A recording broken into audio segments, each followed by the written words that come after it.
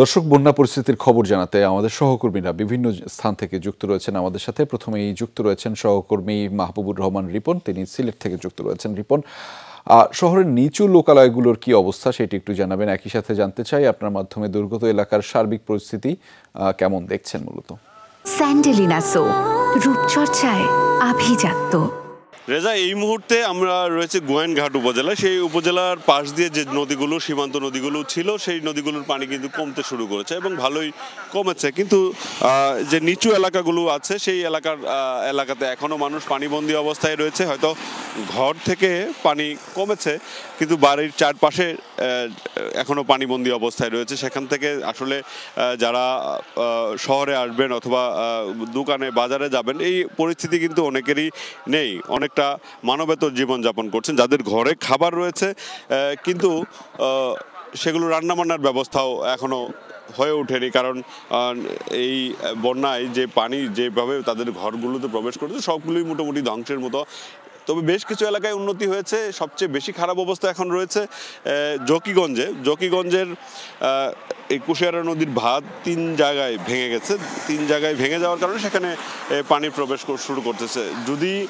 যদিও এই মুহূর্তে আসলে কুশিয়ারার পানি প্রায় 4 সেন্টিমিটার কমেছে গতকাল থেকে এখন পর্যন্ত, কিন্তু পানি যে হারে ঢুকছে তাতে করে নতুন গ্রাম প্লাবিত হচ্ছে।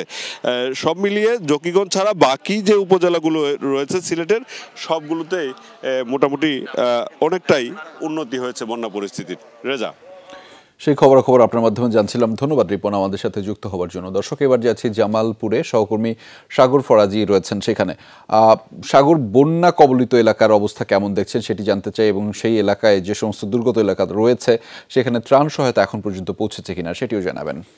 রাজা, আমি রয়েছে জামালপুরের ইসলামপুর উপজেলায়। মূলত এখানে কিন্তু আমরা গত কয়েকদিন যাবত দেখছি পানি কিন্তু বৃদ্ধি পাচ্ছে, ক্রমশই পানি বৃদ্ধি পাচ্ছে। পানি কিন্তু কমার কোনোই দিতে পারেনি আমাদেরকে পানি উন্নয়ন বোর্ড। তো একটি বিষয় যদি বলে রাখি, ত্রাণ সহায়তার ব্যাপারে যদি বলি, এখন পর্যন্ত কিন্তু জেলায় কিন্তু প্রায় 3400 প্যাকেট কিন্তু শুকনো খাবার দেওয়া হয়েছে। এছাড়া কিন্তু 300 মেট্রিক টন চাউল দেওয়া হয়েছে। সেই জায়গা থেকে কিন্তু ত্রাণ কার্যক্রম এখনো কিছু কিছু অঞ্চলে অল্প পরিসরে কিন্তু শুরু হয়েছে। এছাড়া কিন্তু সব অঞ্চলের মানুষই কিন্তু এখন পর্যন্ত ত্রাণ পৌঁছায়নি। তো সেই জায়গা থেকে আমরা যদি একটু বলি যে এই যমুনার তীরবর্তী যে অঞ্চলগুলো রয়েছে 4টি উপজেলা, এই উপজেলার কিন্তু ভয়াবহ পরিস্থিতির রূপ নিয়েছে বন্যার। তো সেই জায়গা থেকে মানুষ কিন্তু খুব বিপাকে পড়েছেন। তাদের যে বাসাবাড়ি রয়েছে সেই বাসাবাড়ি ছেড়ে কিন্তু তারা উঁচু স্থানে জায়গা নিতে কিন্তু চেষ্টা করতেছে। এছাড়া গবাদি পশু সহ বিভিন্ন যে আসবাবপত্র রয়েছে সেগুলো নিয়ে কিন্তু মূলত এই উঁচু জায়গায় যাওয়ার কথা তারা জানিয়েছেন। এছাড়া যদি একটি বিষয় বলি যে যোগাযোগ ব্যবস্থা, এই অঞ্চলগুলোর যোগাযোগ ব্যবস্থা একদমই বিচ্ছিন্ন। এখানে কিন্তু নৌকা ছাড়া কিন্তু কোনোভাবেই কিন্তু চলাচল করতে পারছেন না অনেকে। সব মিলে পানি বন্দী হয়ে পড়েছেন এই উপজেলা বা এই কয়েকটি বন্যা কবলিত এলাকা। রেজা, এবং সেখানকার মানুষ সেটা দেখছিলাম আপনার মাধ্যমে। ধন্যবাদ সাগর ফরাজি আমাদের সাথে যুক্ত হওয়ার জন্য। আপনার মাধ্যমে সেখানকার পরিস্থিতিগুলো দেখছিলাম এবং দেখাচ্ছিলাম দর্শকদের।